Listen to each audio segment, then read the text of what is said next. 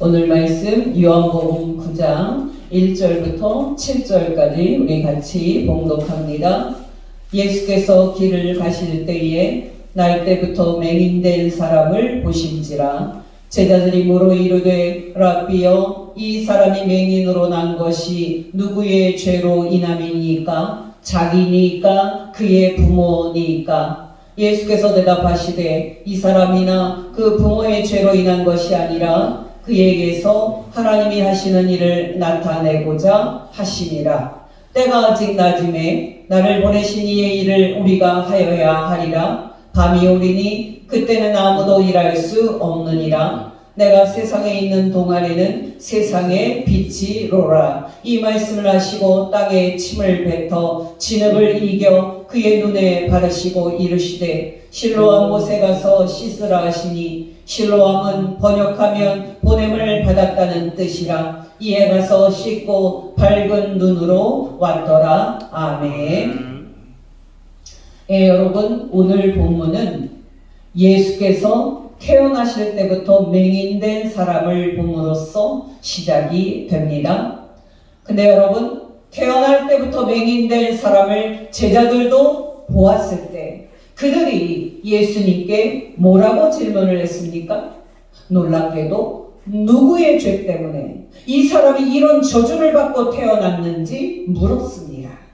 1절 2절입니다. 예수께서 길을 가실 때에 날 때부터 맹인된 사람을 보신지라. 제자들이 물어 이르되 랍비여, 이 사람이 맹인으로 난 것이 누구의 죄로 인함이니까? 자기이니까 그의 부모니까?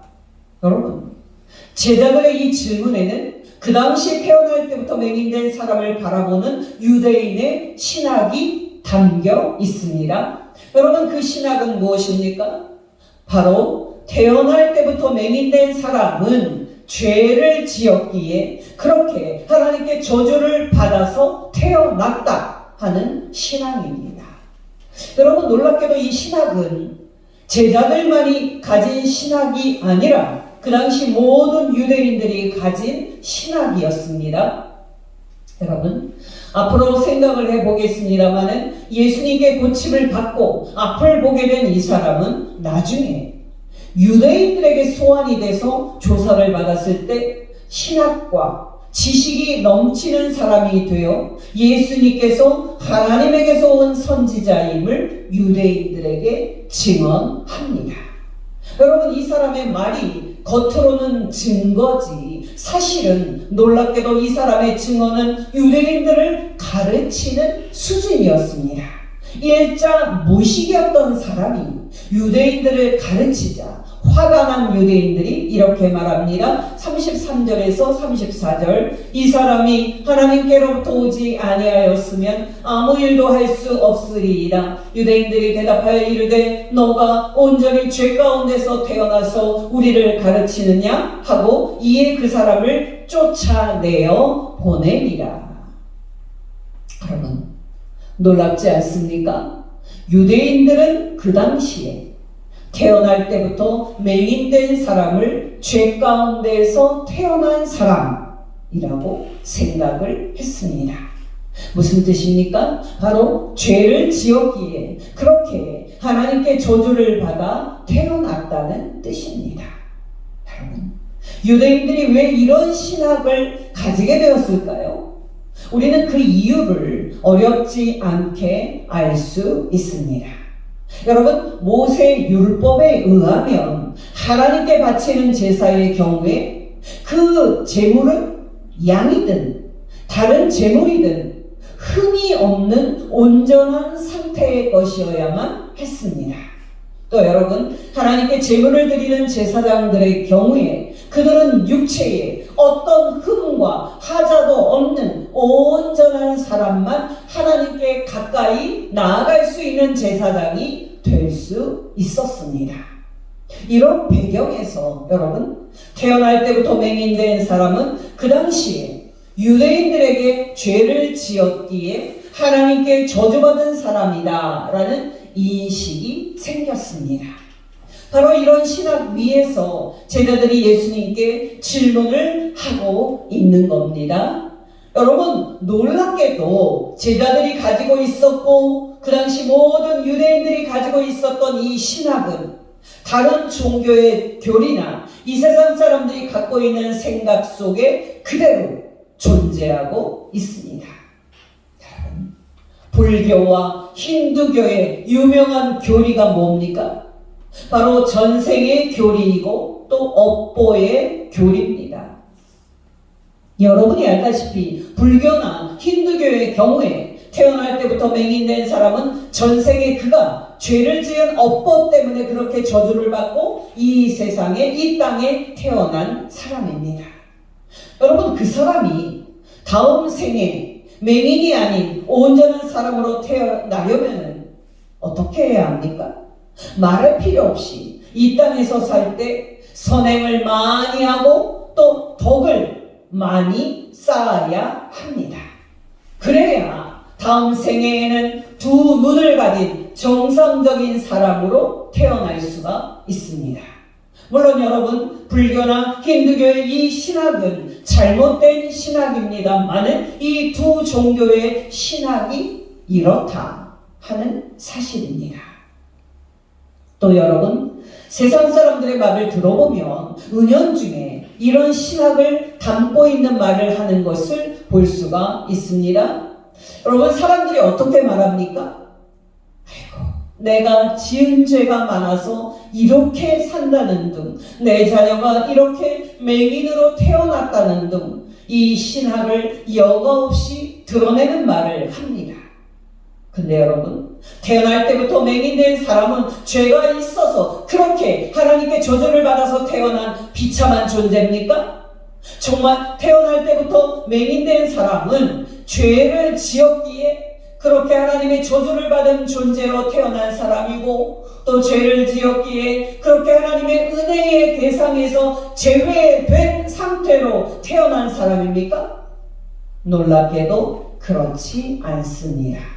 예수께서는 그 당시에 만연한 유대인들의 이 신학을 철저히 거부합니다.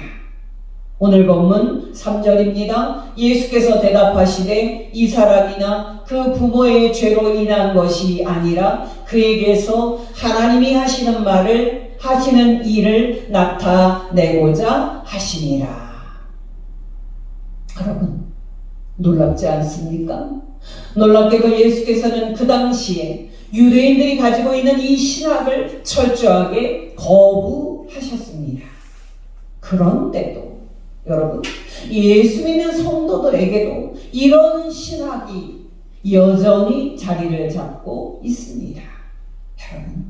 여러분이 알다시피 많은 성도들은 고난과 불행을 죄와 하나님의 저주와 연결을 시킵니다. 또 많은 성도들은 축복과 성공을 의와 하나님의 축복과 연결을 시킵니다. 여러분, 제가 아는 한 신실한 여 집사님은 2번이나 이혼을 했습니다. 이분은 강남에 있는 큰 교회에 다녔는데요, 그 교회 성도들은 이 집사님을 보면서 아니, 어떤 죄를 지었기에 2번이나 이혼을 하고 그렇게 어렵게 사느냐고 말했습니다. 물론 여러분, 이 집사님은 성도들의 이 말에 큰 상처를 받았는데요, 이렇게 고난과 불행을 죄와 하나님의 저주와 연결시키는 신학은 여전히 성도들을 지배하고 있습니다. 어떠십니까? 여러분도 그렇게 생각하지 않습니까? 여러분께 권면드립니다. 어떤 경우에도 여러분이 고난을 당하고 불행을 당할 때 내가 죄를 많이 지어서 이렇게 이 모양으로 축복도 받지 못하고 사는구나 하고 낙심하고 탄식하지 마시기 바랍니다.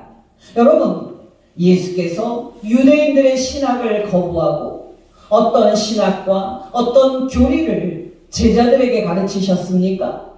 바로 어떤 사람도 하나님의 구원의 은혜에서 배제된 사람은 하나도 없고 어떤 사람도 하나님의 은혜의 대상에서 배제된 사람은 하나도 없다는 신학이었습니다. 예수께서는 바로 이 신학을 가르치시고자 이 사람을 통해서 하나님께서 하시고자 하시는 일이 있다고 말씀을 하신 후에 이 사람의 눈을 보게 하는 축복을 베푸셨습니다. 요한복음 9장 4절에서 7절입니다. 때가 아직 낮음에 나를 보내시는 이의 일을 우리가 하여야 하리라. 밤이 오리니 그때는 아무도 일할 수 없느니라. 내가 세상에 있을 동안에는 세상의 빛이로라. 이 말씀을 하시고 땅에 침을 뱉어 진흙을 이겨 그의 눈에 바르시고 이르시되 실로암 못에 가서 씻으라 하시니 이에 가서 씻고 밝은 눈으로 왔더라. 아멘. 여러분, 놀랍지 않습니까? 우리가 보통 생각하듯이 태어날 때부터 맹인된 사람은 하나님의 저주를 받은 사람이기는커녕 성자 하나님 예수님께서 가장 먼저 보시고 치료의 은혜를 베푸시는 복된 존재입니다. 여러분, 앞으로 우리가 확인을 하겠습니다마는 예수께서는 요한복음에서 이 세상에서 가장 소외되고 비참한 밑바닥 인생들을 먼저 찾아가셔서 그들을 고쳐주셨고 그들을 구원해 주셨습니다. 이 정도쯤 되면 고난과 불행을 죄와 하나님의 저주와 연결하는 우리의 신학이 얼마나 잘못되었는지 여러분이 아셨을 거라고 믿습니다. 여러분, 중요한 것은 무엇입니까? 바로 예수께서 태어날 때부터 맹인된 사람의 눈을 뜨게 하신 표적의 의미입니다. 여러분, 우리가 지금부터 확인을 하겠습니다마는 예수님께 눈을 고침받아 보게 된 이 사람은 그 후에 예수님을 믿는 놀라운 믿음을 소유하게 되고 예수님을 하나님의 아들로 고백하는 탁월한 신앙을 소유한 사람이 됩니다. 여러분, 예상할 수 있다시피 맹인이 눈을 뜨게 되니까 유대인들 사이에서 난리가 났습니다. 어떤 유대인은 그 맹인과 비슷하다고 했고 어떤 유대인은 그 맹인이 맞다고 논쟁을 했습니다. 그래서 그 사람에게 물었더니 자기가 태어날 때부터 맹인된 사람이 맞다고 말했습니다. 그래서 유대인들은 그 사람에게 당신의 눈이 어떻게 떠졌느냐 하고 물었습니다. 그 사람은 사실대로 말했습니다. 예수라는 사람이 진흙을 이겨서 내 눈에 바르고 나더러 실로암 못에 가서 씻으라고 해서 가서 씻었더니 자기의 눈이 떠졌다고 말했습니다. 여러분, 그 당시 유대 사회는 오늘날의 이슬람교 국가처럼 종교 사회였고 종교 국가였습니다. 그래서 여러분, 유대인들은 이 눈을 뜬 사람을 데리고 바리새인들에게로 갔습니다. 왜냐하면 그날은 안식일이었고요. 그 당시의 안식일에 어떤 잘못된 일이 일어난 경우에 그 일을 조사할 권한이 바리새인들에게 있었기 때문입니다. 여러분, 눈을 뜨게 된 사람에게 바리새인들도 똑같이 물었습니다. 당신이 어떻게 눈을 뜨게 되었소? 그 사람은 앞에서 일반 유대인들에게 말한 것과 똑같이 대답을 합니다. 예수라는 사람이 진흙을 이겨서 내 눈에 바르고 실로암 못에 가서 씻으라고 하기에 가서 씻었더니 내 눈이 떠졌습니다. 여러분, 이 사람의 이 말에 바리새인들 사이에 논쟁이 생겼습니다. 어떤 바리새인은 예수라는 사람이 이 놀라운 이적을 일으켰어도 안식일을 지키지 않는 것을 보니까 이 사람은 죄인이고 하나님께로부터 온 자가 아니라고 주장을 했습니다. 그러자 어떤 바리새인은 이 사람이 죄인이며 하나님께로부터 온 사람이 아니라면 어떻게 이런 놀라운 표적을 행할 수 있겠냐며 예수님을 옹호하는 주장을 했습니다. 여러분, 자기들의 논쟁을 중단하고 바리새인들이 그 사람에게 가서 다시 묻습니다. 예수라는 사람이 너의 눈을 뜨게 했다고 말했는데 너는 그 사람이 어떤 사람이라고 생각하느냐? 하고 물었습니다. 그러자 여러분, 그 사람은 놀랍게도 단호하고 분명하게 예수라는 사람은 하나님께로부터 온 선지자다라고 대답을 했습니다. 여러분, 놀랍지 않습니까?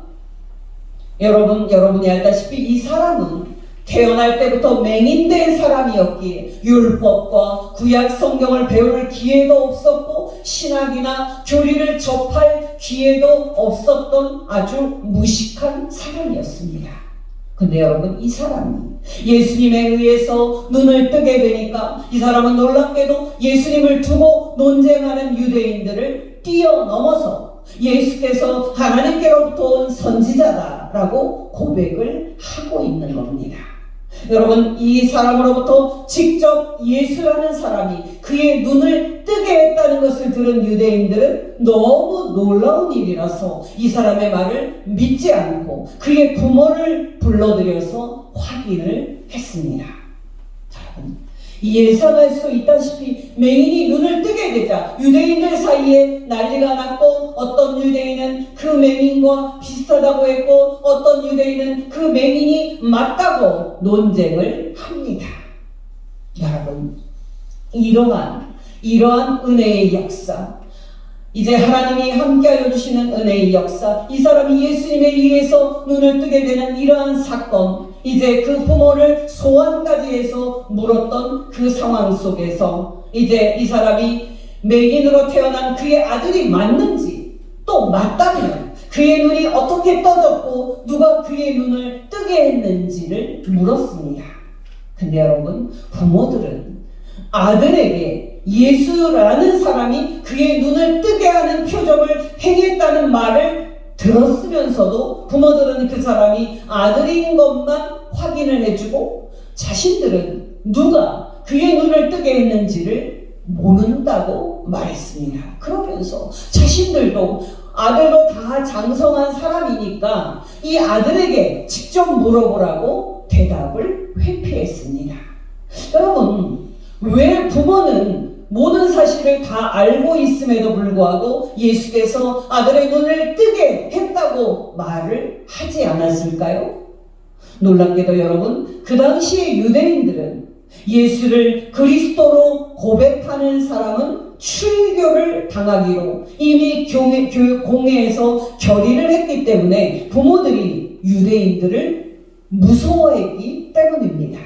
22절 23절을 읽어드립니다. 그 부모가 이렇게 말한 것은 이미 유대인들이 누구든지 예수를 그리스도로 시인하는 자는 출교하기로 결의하였으므로 그들을 무서워함이로라. 이러므로 그 부모가 말하기를 그가 장성하였으니 그에게 물어보소서 하였더라.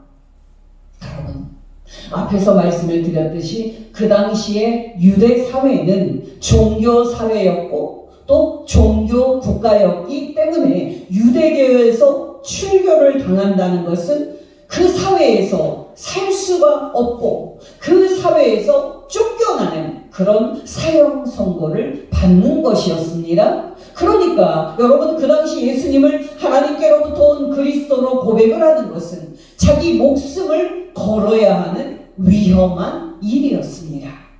여러분, 이렇게 유대인들이 무서워서 아들에게 물어보라고 떠넘긴 부모의 말을 들은 유대인들은 이제 다시 또 그 사람을 소환을 해서 묻습니다. 너는 예수라는 사람에게 고맙다고 하지 말고 하나님께 감사를 돌려라. 우리는 예수라는 사람이 죄인이고 하나님께로부터 온 사람이 아니라고 확신한다. 유대인들의 이 결론을 들은 후에 예수님께 고침을 받은 이 사람이 유대인들에게 뭐라고 말했는지 아십니까? 놀랍게도 이 사람은 논리적으로 예수께서 하나님께로부터 온 그리스도임을 입증하면서 예수께서 그리스도다라고 고백을 합니다.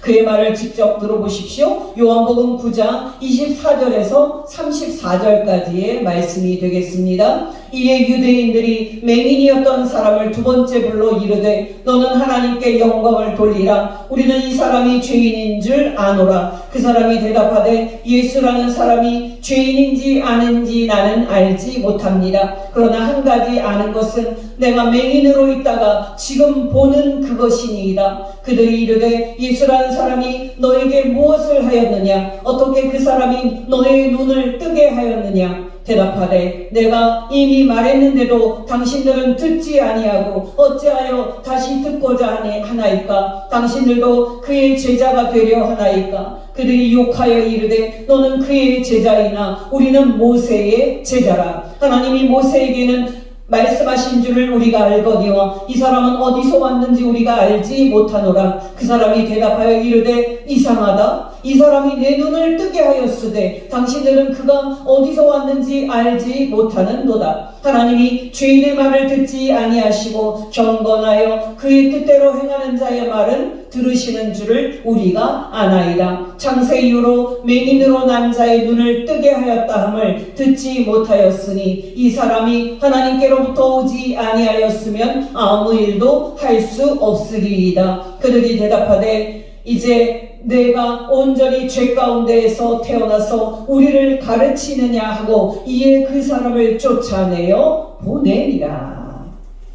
여러분 놀랍지 않습니까?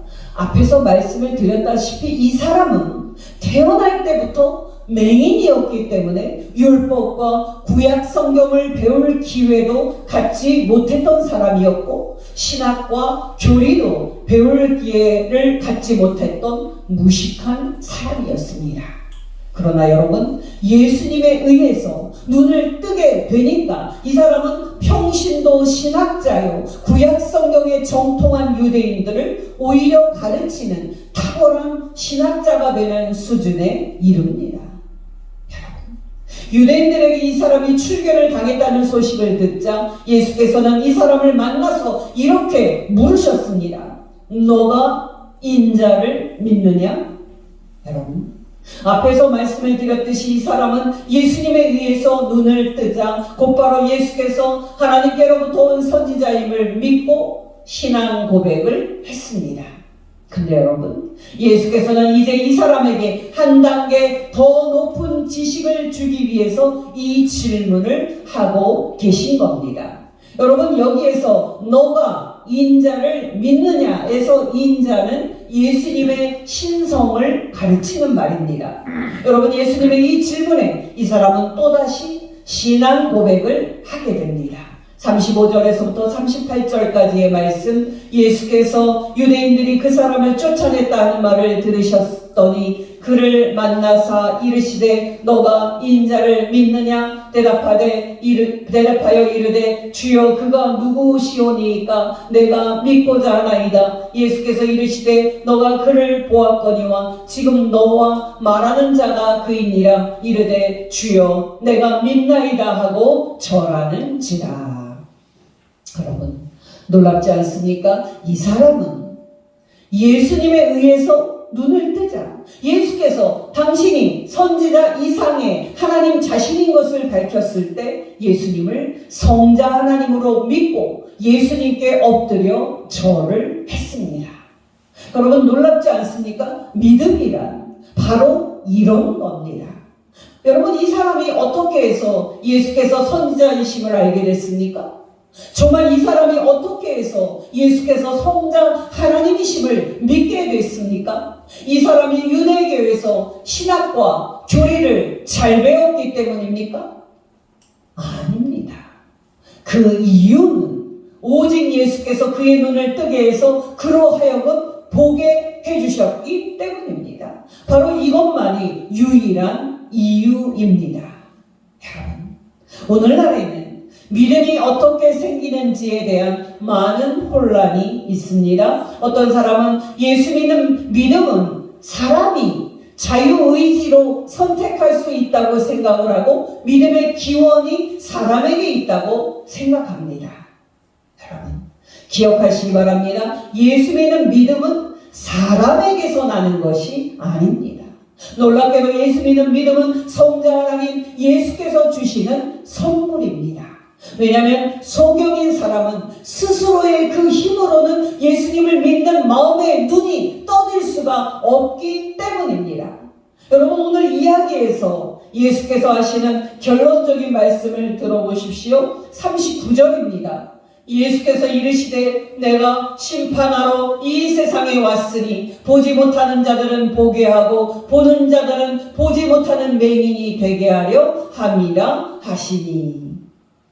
여러분, 놀랍지 않습니까? 우리는 예수께서 사람을 구원하기 위해 이 세상에 왔다 하는 말에 익숙합니다. 그러나 여러분, 우리는 예수께서 사람을 심판하기 위해 이 세상에 오셨다는 말에 익숙하지 않습니다. 예수님의 이 말은 무슨 뜻입니까? 여러분 기억하시기 바랍니다. 여러분, 심판, 이 심판이라는 말은 기본적으로 분리하는 겁니다. 물론 여러분, 어떤 사람이 천국에 들어갈지 지옥에 들어갈지 최종적으로 분리가 돼서 예수님의 오른편에 서게 될지 예수님의 왼편에 서게 될지는 이 세상 끝에 주 예수의 날에 일어나게 될 것입니다. 근데 여러분, 이 땅에서 어떤 사람이 장차 천국에 들어갈 하나님의 자녀인지 아닌지 분리가 이미 일어나고 있다는 사실을 아십니까? 놀랍게도 예수께서는 어떤 사람에게는 마음의 눈을 뜨게 하여 주셔서 당신을 성자 하나님으로 믿는 믿음을 주십니다. 그러나 어떤 사람에게는 마음의 눈을 뜨지 못하게 만들어서 당신을 성자 하나님으로 믿지 못하게 하십니다. 바로 여러분 39절은 구원을 얻음에 있어서나 구원을 얻는 믿음을 얻음에 있어서나 예수께서 절대 주권을 가지고 계심을 말하는 겁니다. 다시 39절을 읽어드립니다. 예수께서 이르시되 내가 심판하러 이 세상에 왔으니 보지 못하는 자들은 보게 하고 보는 자들은 보지 못하는 맹인이 되게 하려 함이라. 여러분, 솔직히 말해서 사람의 마음의 눈을 뜨게 해서 예수님을 믿게 하시는 예수님의 절대 주권은 신비입니다. 우리는 왜 예수께서 어떤 사람의 마음의 눈은 뜨게 해주시고 왜 어떤 사람의 마음의 눈은 보지 못하게 하시는지 그 이유를 알 수는 없습니다. 단지 우리는 예수님을 믿는 구원 얻는 믿음을 선물로 받은 사람으로서 성자 하나님 예수님께 감사를 드릴 따름입니다. 그렇다면 여러분, 이제 우리에게는 한 가지 질문이 남아 있습니다. 여러분, 예수님을 믿지 않는 사람들은 이렇게 반문할 수가 있습니다. 예를 들어서 우리는 애초에 예수님에 의해서 눈을 뜨지 못하게 됐으니까 우리가 예수님을 믿지 않는 것에 대해서 우리는 전혀 책임이 없다고 말합니다. 근데 여러분, 예수께서는 이 논리를 부정하면서 단호하고도 분명하게 당신을 성자 하나님으로 믿지 않는 사람은 장차 책임을 피할 수가 없고 장차 지옥의 판결을 피하지 못할 거라고 말씀하셨습니다. 40절, 41절입니다. 바리새인 중에 예수와 함께 있던 자들이 이 말을 듣고 이르되 우리도 보지 못하는 맹인인가? 예수께서 이르시되 너희가 맹인 되었더라면 죄가 없으려니와 너희가 본다고 하니 너희 죄가 그대로 있느니라. 다시 현대인의 성경으로 읽어드립니다. 예수께서 그들에게 너희가 소경이었다면 죄가 없었을 것이나 지금 본다고 하니 너희 죄가 그대로 남아있다 하고 대답하셨다. 여러분, 여기 죄가 없다, 죄가 있다 하는 이 말은 예수님을 믿지 않는 사람의 경우 또 믿지 않았을 때 그 사람에게 책임이 있다는 뜻입니다. 여러분, 솔직히 말해서 예수님의 이 말씀은 두렵고도 무서운 말씀입니다. 왜냐하면 어떤 사람도 나는 예수님을 믿는 믿음을 선물로 받지 못했으니 나는 예수님을 믿을 수 없었다고 결코 말할 수 없기 때문입니다. 사실 구원 얻음에 있어서 성자 하나님 예수님의 절대 주권과 인간의 책임이라는 두 주제는 모순이 되는 것처럼 생각이 됩니다. 그러나 여러분, 이 두 교리가 우리 생각에 모순이 된다고 해서 이 두 교리 중에 하나만 선택을 해서는 안 됩니다. 왜냐하면 예수께서는 이 두 교리를 오늘 이야기에서 동시에 말씀을 하고 계시기 때문입니다. 그렇다면 여러분, 왜 예수님을 믿지 않는 사람들이 믿지 않는 것에 대해서 책임을 피할 수 없습니까?